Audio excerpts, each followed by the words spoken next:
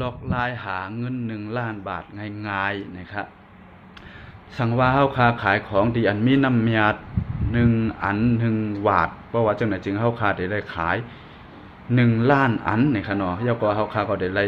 เงินมา1 ล้านบาทนะครับ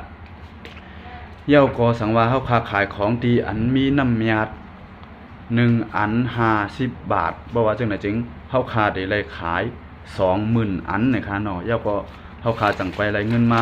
1 ล้านบาทนะครับเย้าก็สั่งว่าเฮาค้าขายของตีอันน้ำยามันไหล1 อัน100เพราะว่าจังไหนจึงเฮาค้าได้ขาย10,000 อันกว่านะครับเนาะเย้าก็เฮาค้าได้เงินมา1 ล้านบาทนะครับเย้าก็สั่งว่าเฮาค้าขายของตีอันมีน้ำยา1 อัน 1,000เพราะว่าจังไหนจึง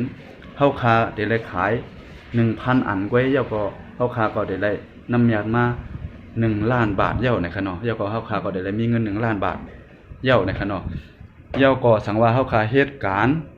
เฮาค้าเฮ็ดการเอาเอ็นเอาแห้งเฮาก็แลกเอาเงินเพราะว่าจังไหนจึงจ้ามว่าเฮาค้าอะไรเก็บอะไรเงิน1 เหรียญ 10,000เพราะว่าจังไหนจึงเฮาค้าได้เฮ็ดการ1 ปากเหรียญกว่าค่ะ1 ปากเหรียญก็เฮาค้าได้เงินมา1 ล้านบาทเย้านะครับเนาะ1 ปากเหรียญก็ได้ตกอยู่จำ10 ปีอยู่นะครับเนาะอันนี้ก็เป็นลอกลายหาเงินสั่งว่า